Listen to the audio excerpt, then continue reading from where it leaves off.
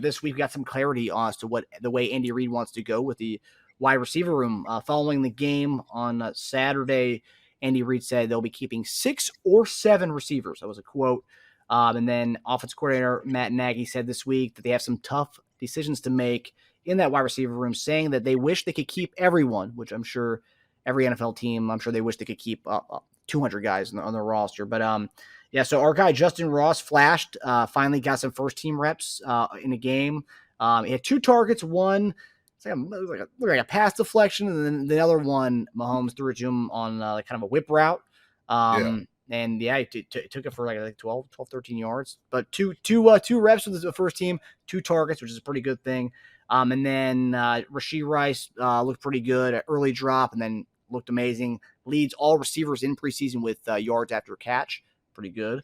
But yeah, so it's coming down to the 6 or 7 guys, and the 3 guys everyone's boiling it down to is Justyn Ross, Smith-Marsette, and our guy Cornell Powell, who we've had on our show. They're saying that those are the last 3 guys. It's going to be one of those 3 that makes the team. Some are saying it's going to come out of the special teams reps. All 3 of the guys have had pretty much equal special teams reps during the preseason so far. Only one who's gotten first team reps is Justyn Ross with the offense. So, JD, with Smith-Marsette doing this thing at the preseason game on Saturday, Cornell Powell looking pretty good, and Justyn Ross obviously doing what he's been doing. What do you make of the last receiver spot? Most Chief fans think Justyn Ross has it locked, but the fact that some people are just saying that it could be one of these other guys, what do you make of what's going on in that wide receiver room? You know what? I really do believe that it's going to come down, obviously, to special teams. I think Justyn Ross is actually above somewhere, not even in that category of even thinking he's going to get cut, to be honest with you. So I think he's probably locked in 5 or 6, to be honest, as far as at least my estimation of it, from what I've seen, and especially how they've been talking about him. And so he's a guy I think deservingly so needs to make the roster. And so he gets the nod over the other 2, man. I like ISM and of course our guy Powell. Those guys have been playing, spectacular too. And like you said, it's one of those things that you hate to see a guy go. You hate to see, but this is part of the business, right? When he starts getting down to the 53-man roster, who are you going to keep wide receiver wise? But it's going to be based off of, we know this, special teams more than anything else. And so who's been playing special teams? Who could actually go down and cover and make a tackle? Who can go and block and do all those different things that you're asking that guy to do? That's going to be putting in all the hard work, all the extra stuff, just to be on a roster. Who's more suited for those things? So I don't think Justyn Ross is in that 7th one. I think it's more between ISM and Powell. I think Powell, to me, just because of what he's done, special team wise, I think he's a bigger body, and I think he just, if I'm making a decision, this is me making a decision. I like Powell. I do.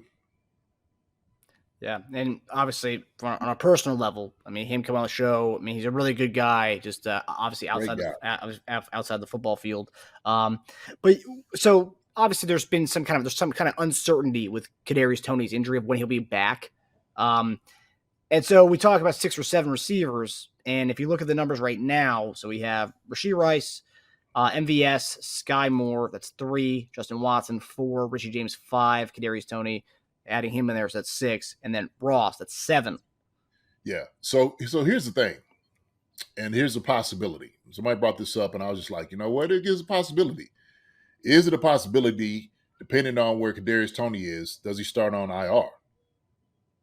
Okay, and that's part of the reason I say that is because if that is something that they had to say, hey, look, we want to make sure that he's healthy. We want to give him and that's part of the reason why you put these guys in to see how they operate with the first team with Patrick Mahomes. And so we've said this. It's like, why rush a guy back when you don't need to if the guys underneath him are capable of stepping up and making plays? And so that is a possibility. That is a possibility putting Kadarius Tony on IR. So that's why I say that, and I'm looking at the numbers on saying those things because you got to almost consider that somewhat. You have to consider that.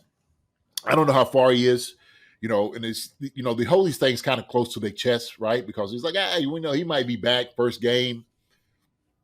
I don't know. This is what I do know is this: it's a long, long season. It's a long season. Okay, we talked about this, but we need him in the playoffs. We need him deep into the games to make sure that we have him healthy. We need to make sure that he is healthy. And I talked about this also too, talking about Snead as well, being healthy. These guys need to be healthy. We shouldn't have to rush these guys back, especially you have capable guys that's there in their same position that can do the job. So that's how I look at it. That's just the numbers game I'm playing in my head right now. And that would make sense based on Reed saying 6 or 7 receivers. Because yes. you say Kadarius Tony, you add him in there, that is 7. So yeah. and they've started to roll back the timeline with Kadarius Tony. Last week they said something like, oh, there's no timeline for his return, which 2 weeks ago they said, oh, he'll be back by week 1. Last week they talked about rolling back his time. They don't really have a timeline anymore. So that would go along with him being on IR. So then you need to keep 7 receivers. Absolutely. So there you go. That it brings up one of those other guys, Marsette or Powell. So right, that would make sense. So my question here, Reed said they may play the starters for a little bit on Saturday. If we see, could we see more of Smith-Marsette and Powell okay, if we don't see Justyn Ross at all in this game, does that mean he's a lock, or maybe he gets 1 rep? No. No. No. Listen, look, these guys need as much work as possible. I mean, that's just the reality of it, because then, you can make your decision based off of that. So, NFL is all about consistency. Okay. And the guy's got to be good consistently so you can make the team. And so if you're unproven and, this is the first year that you actually played in the NFL, they want to get everything out of you that they can, especially in preseason. They want to make sure they got a good look at you, not only just for the Chiefs, but maybe for other teams. They might be vying for him, right? We know deals are happening all the time. I mean, it's just how it happens. It is willing and dealing in the NFL, right? Willing and dealing. That's what's going on. And so guys are being evaluated. A talent like Justyn Ross, you don't want to be able to let go, to go to a different team and for him to strive. You want to make sure, hey, we are solid on this guy based off everything he's done during preseason, training camp. We want to make sure that we're making good decisions on things like this. That's it. And you had to do that evaluation. There's no way on Saturday that Justyn Ross only gets 1 series. There's no way. We got to know what this kid's got. So anything, Justyn Ross might get maybe more of the reps. Even Rasheed Rice. These guys are going to get more reps. We need to know, and that all that is determined off of what will determine about Kadarius Tony's future with us. Gotcha. You know what I mean? That's how I'm going to be determined off of that. And so that's what I want to say about that, because guys you parsing these things out. The coaches have to look at it and say, man, can we get away with not having this guy here, or should we make this decision? So these guys are going to get a lot of work on Saturday. Believe me, they are. Yeah. That was a question I asked because a lot of people were saying, oh, well, we'll see Saturday. If Ross is playing a lot, that means he's playing for a spot on the team. And we might, if he's playing a lot, that means he's fighting for a spot on the roster because he might be a fringe guy. Because a lot of people are still, all the stuff he's done, they still think he's a fringe roster guy. I don't think that. You don't think that. Yeah, and also people were saying it maybe Smith-Marsette.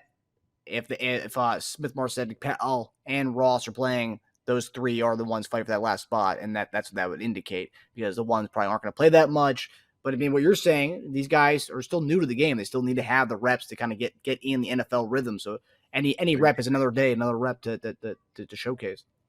They need that work. They need that work more than ever, more than anybody else. And so, as far as I'm concerned, the roster lock right now, that as it's looking at, is MVS, Sky Moore, Richie James, because all the things he can do on special teams, Justin Watson made a case, obviously, as being that 4. And then it's everybody else. I mean, Kadarius Tony, right? But I'm taking him out of the equation as being that guy. We know he's going to, that's the 5. But everybody else, look, we got to figure out who the guys are going to be. Yeah. And so I do believe it's going to be 7. I do believe it's going to be 7.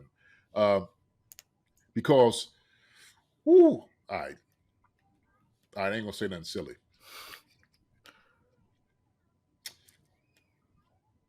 Quality guys, I think we got quality guys. We got a lot of young, kind of unproven guys in the quality guys that we have. So the more reps you get, it's one thing to be in practice. When game time comes, I'm telling you, it's a whole different level. I mean, the dial is turned up game time. When you see it, when you're going in, you're looking at against the Lions, the Jaguars, and all, you start looking against those guys, you're going to see what's going on. You're going to see how different it is playing against these guys. You just saw it. And that's for the entire season, when you got 53, you got to make sure you got the right guys. You have to. And they got to put the work in.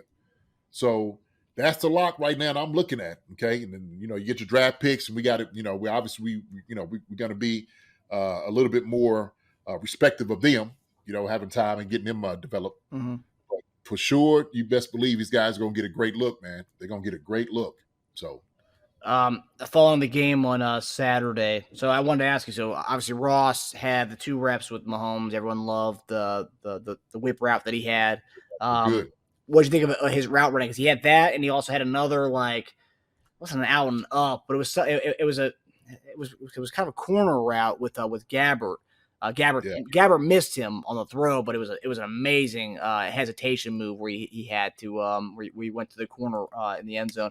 Would have been a touchdown if Gabbert had hit him. What did you think about his route running and how he's kind of showcased his ability to run routes so far as Justyn Ross? I mean, since I get to see all his routes, I'm trying to look at the entire game, but the route that I see, it was a great route. It was a great route. Looked great. And that's the consistency you want. You want a guy to be consistent, running routes like that. If you're getting that out of a guy consistently, then it's an easy choice. It's an easy choice because that means he's getting open. Now, whip route, to be honest with you, okay, and I'm not crushing anything, but you better win on a whip route. I'm serious. Like the whip route is that's the whole purpose. You run it that way to win. And so he ran it textbook. It was a great route. And the one that Blaine Gabbert threw to him in the corner, I can't remember that one. I'm trying to I've seen a lot of good routes by guys out there. But Justyn Ross, he runs some really good routes. I think my evaluation sometimes when I'm watching, I'm looking for some more explosion somewhere, right? It's a tinge of explosion I'm looking for that hopefully he displays on Saturday, okay? That they give him the full bag to kind of look, man, when you get out here, I want you to go play. I want to see it. I want to see all out there. I want to see all out there. It's great to see the one-on-ones, catch those things in practice. Absolutely. Saturday, we're going to put you on display. We're going to give you, the full open up the offense, running these routes to see what you can do. Okay, maybe some one-on-ones to get yourself open against these guys. Okay, a different jersey, and that's a different evaluation. But I think with M's done said some things man, he's got this. He's got the athletic ability to do these different things, right? I just want to see all of his skill set. So if he has that burst and all those different things, I want to see even more of it. I mean, we see him get up the sideline, man. He's a talented kid, man. He's talented. I love Justyn Ross. I do. I think he's an incredible talent. Yeah, no, I agree. And obviously, since you weren't on last week with Jody Fortson out for the season, what do you make? Because Fortson had a kind of a role where he was a kind of a red zone threat. He probably during the regular season, you probably wouldn't see him at all in the field up until we get to the red zone area. Justyn Ross is a big target. He's a big guy. Could you see him having that kind of role as far as maybe a red zone guy with Fortson not being there? I don't know. And the only reason is because some of the red zone things that we do is not necessarily typical for a big guy, because you would look for, kind of jump balls, back shoulder type of kind of throws. And we don't do enough of it to say, hey, this is what this guy does. This is a particular role with Jody for us to come in. Now, obviously, Jody would do some wheel routes and things like that. He would just get open, and his big body would get guys open. But he was a lot physical on doing those things. So it would take chances. But a lot of it was, he was just running some good routes. Will Justyn Ross take that role? I don't know. That has to be it's desired to be seen, I guess. Yeah. But I don't know if it's saying like, hey, man, you know what? This is Jody, what he did. We're going to bring Justyn in to do the same thing. Mm-hmm. And, I don't know. That could fall into to Noah Gray or somebody, the other guys, as opposed to Justyn Ross on doing those things. Yeah. Maybe a more stronger body, stronger guy. Being a big guy is one thing, but you could be a big guy, get thrown around, get tossed. It's true. So, yeah. Yeah. It doesn't really have much of the girth. I think I saw Dan Orlovsky, and it's something I said on the show a couple months back. He kind of reminds me. I'm not saying he is, but he's got the same body type, the same kind of length as a prime AJ Green. Very similar skill sets as far as their body types and the way the way they play. Really, obviously, AJ Green had a really good career. Hopefully, Justyn Ross has that kind of career. But I mean, if you look at the comps, they do resemble each other a lot the way they play. Yeah, AJ was a beast out there, man. He was. So it was a beast. He was. If we can get even a little bit of AJ Green and Justyn Ross, I'd be so happy. He got it, man. Hey, I wanted to do. Bing, go on, drop it into him. Sure. So. Mahomes did say Rasheed Rice kind of reminded him of Sammy Watkins, which when we had our post-draft show, Tasia, my brother, actually said that he reminded him of Sammy Watkins, which is funny. A couple months later, Mahomes is saying he's got a little bit of Sammy Watkins in him. Do you see that kind of comp with Rice's kind of ability as far as after the catch? I do somewhat of it. I think Sammy, Sammy had the injury and stuff like that too, man. Sammy could have been absolutely amazing. Mm-hmm. And he was. Sammy did a great job, playing and stuff like that. So I do see a little bit of that. I do see a little bit of Sammy in him. And I like Sammy's hands. Sammy had strong hands, strong body, get up the field, and so, yeah, I could definitely see, a little bit of Sammy, comparison with Rasheed Rice. Yeah. I do. I think with him, Rashee just got to get a little bit more comfortable, right? I think it's, the speed of the game and getting open and the physicality of the entire game. That's going to be the challenge for him. Okay, just getting to that full speed of the game. But once he gets it, I think he's going to be in. Like, hey man, I got it now. That's when you want to see a guy. When you see a guy figure things out. As a coach and even as players, like, this dude figured this. He's figured it out now. You can see it in him. You can see the confidence he's got. He's walking with a little bit a different stride in when he's coming in. Okay, he got a little gait in the step, little different gait, little giddy up, if you will. All right, and when that sucker does that, coming from SMU, that's what we want to see. Okay, a little gallop. How about that? Huh? I like that gallop, baby. Little pep in step. Yes, sir. Yeah, and then one thing when they asked when they told Rasheed Rice that Mahomes said that you reminded him of Sammy Watkins, he was like, Mahomes said that? He was, all right, okay then. Mahomes said then. So be it. Whatever he says. Yeah.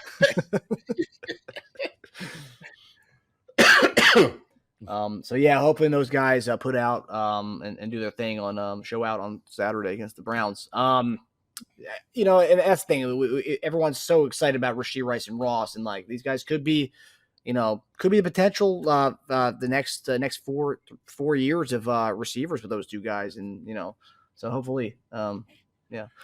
But I tell you, that's what I love about it. I love the youth that we have, and especially if there's going to be the guys that we're looking to lean on these next few years, they're trying to worry about free agency and all these different things. Get these guys ready, prepared right now, right? This is the greatest time for them to do it. And so even with KT, if he's out, he's out. But it's like, get ready. Go on, get what you need to do. Don't. These young guys are gonna get it. They're gonna get better. We're gonna see them. We're seeing them, starting to figure these things out. So I think this evaluation, man, is gonna be tough. It really is. But I think the coach is gonna get it right. I think they will. I don't have any questions in the guys that you named as far as their ability. This Saturday, I want to see some more. I just want to see consistency. I want to make sure that these guys are getting to that place where you can rely on them in a real game. Yeah. And I think that the promising thing is that there's so many people out there who are so scared of Ross being cut. People are such big fans of his story. It plays a big part in that. I believe that true underdog, counted out. Everyone thought he was going to be done with football, came back. So he's got a lot going for him. Obviously, his play on the field is one thing, but I think the thing I took away is, and obviously more about this in preseason. He finally gets reps with the ones, and right away he comes in and literally on the same drive he gets 2 targets from Mahomes.